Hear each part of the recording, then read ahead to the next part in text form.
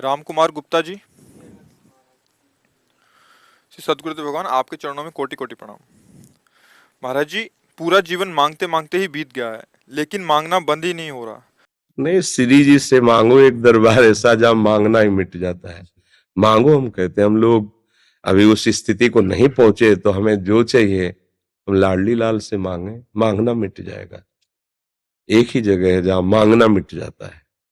ऐसे वो दानी हैं, कुछ भी संसार भी मांगो तो ऐसे कृपालु, जानते हैं अपनी माया को, वो संसार भी देंगे और संसार से पार भी कर देंगे। ऐसे प्रभु हैं।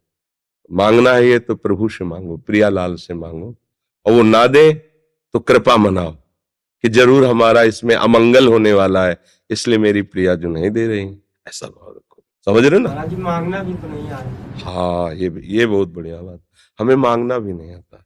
जैसे गरीब आदमी चक्रवर्ती सम्राट के पास जाए तो उसे पूछा है कि मांगो, तो कहेगा भैंस के लिए 1 साल के लिए हमें चारा दे दीजिए और परिवार के लिए 1 साल के लिए अन्न दे दीजिए। उसकी हिम्मत नहीं है कि वो कुछ, कि हमें एक राज्य दे दीजिए, वो नहीं मांग सकता, हिम्मत नहीं उसकी।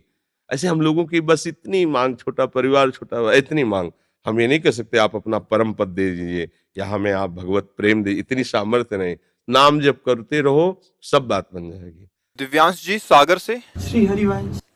राधा वल्लभ श्री हरिवंश। गुरुदेव, आपके चरणों में कोटि कोटि प्रणाम। गुरुदेव, मेरा प्रश्न यह है कि मन नाम जप की गति बढ़ाकर ध्यान युक्त लिखित जप में विक्षेप उत्पन्न करके विषयों का चिंतन कराता है। कृपया रूप को प्रकाशित शीघ्र करने हेतु नाम जप की विधि व सावधानी बताने की कृपा करें। कितने दिन हुए नामाभ्यास करते हुए? है 3 साल हो गए महाराज जी। कहाँ से नाम जप चलता है? वाचिक। विकंठ से या हृदय से नहीं चलता? अब नाम जप करो और वाचिक करते रहो। जब कंठ से चलने लगेगा, वैखरी, मध्यमा, पश्यंती, परा, 4 वाणी है। अभी तो वैखरी में ही चल रहे हो। नीचे उतरो। जब निष्पाप हृदय हो जाएगा, पाप प्रवृत्तियों का नाश हो जाएगा, तब सच्चिदानंद रूप का प्रकाश नाम करता है।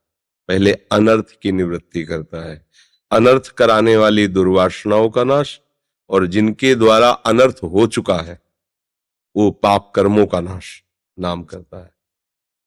निष्पाप हृदय में भगवान का प्रकाश होता है। भी समझ पा रहे हो? खूब पहले नाम जप करो, आगे धर्म विरुद्ध आचरण ना हो, ये नियम रखो। क्या होता है, जैसे अपने नाम जप कर रहे हैं पर अपने द्वारा केवल गलत चिंतन ही नहीं होता, गलत आचरण भी होते हैं। अगर गलत आचरण ना हो तो गलत चिंतन तो नष्ट हो जाएगा। नाम जप चल रहा है ना, वो संस्कार नहीं बना पाएगा गलत चिंतन, क्योंकि नाम जप चल रहा है, उसकी परवाह नहीं करनी। पर नाम जप छूट करके या गौड़ होकर जब विषय चिंतन प्रधान होगा तो क्रिया बिना कराए वो रोकेगा नहीं, वो क्रिया कराएगा ही। जब क्रिया होती रहेगी तो नाम जप का प्रभाव दबा रहेगा। फिर आपको लगेगा काफी समय हो गया नाम जप करते हुए, लाभ नहीं मिल रहा।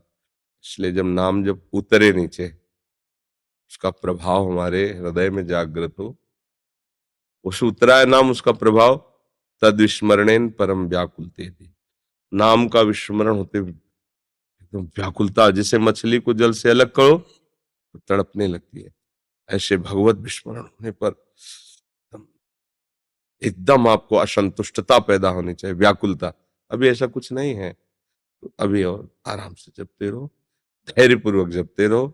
एक भी नाम व्यर्थ नहीं जाने वाला, वो फल दे के ही रहेगा। एक भी नाम, एक बार राधा बोला ना, ये कभी व्यर्थ नहीं जाएगा, ये फल देगा। पर हमें ऐसे फल का इंतजार नहीं करना है जो मरने के बाद मिले। जीते जी निष्काम होकर, निर्विकार होकर भगवदानंद में डूबे, ये चाहिए। जीते जी आनंद मिल जाए, है नहीं? मरने के बाद तो प्रभु है ही है, वही संभालेंगे।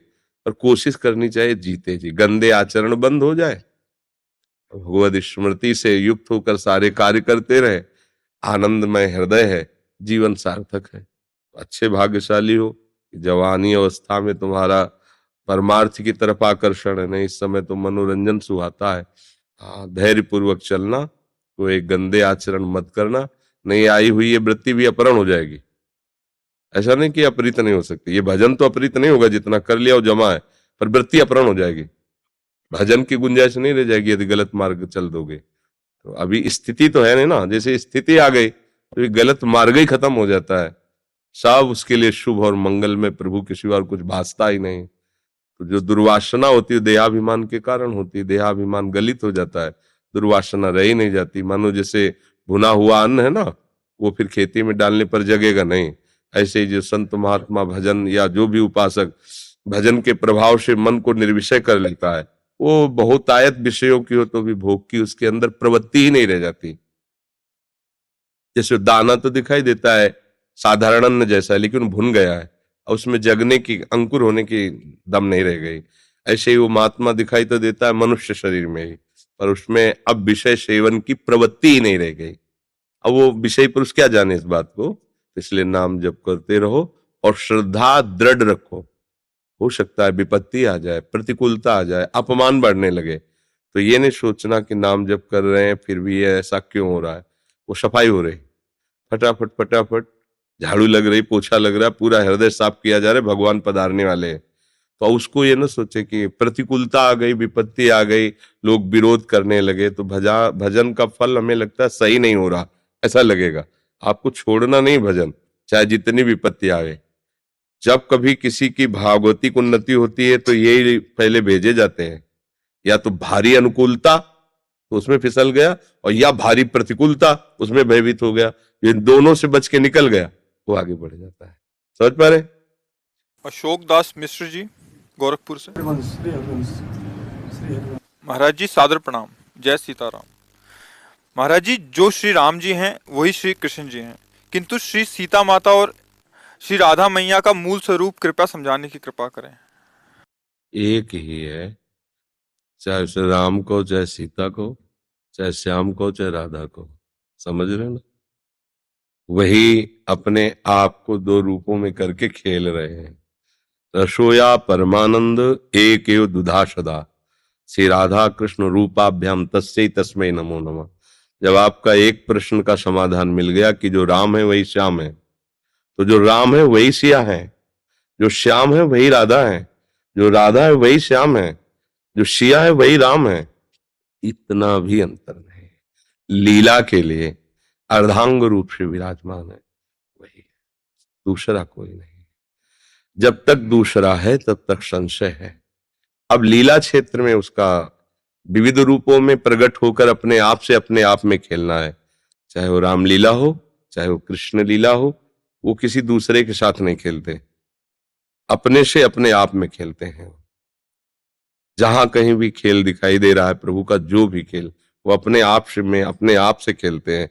दूसरा कोई खेल ही नहीं सकता उनके, दूसरा कोई है ही नहीं तो क्या खेल है। वही खेल है, वही खिलौना है, वही खिलाड़ी है, उन्हीं का सारा वैभव है, कोई दूसरा नहीं। ये जो भेद वर्णन किए जाते हैं वो रसास्वादन के लिए है। जैसे खोए के, एक ही खोए के बहुत सी मिठाइयां बनती हैं, वो रसास्वादन के लिए अलग अलग नाम दिया जाता है।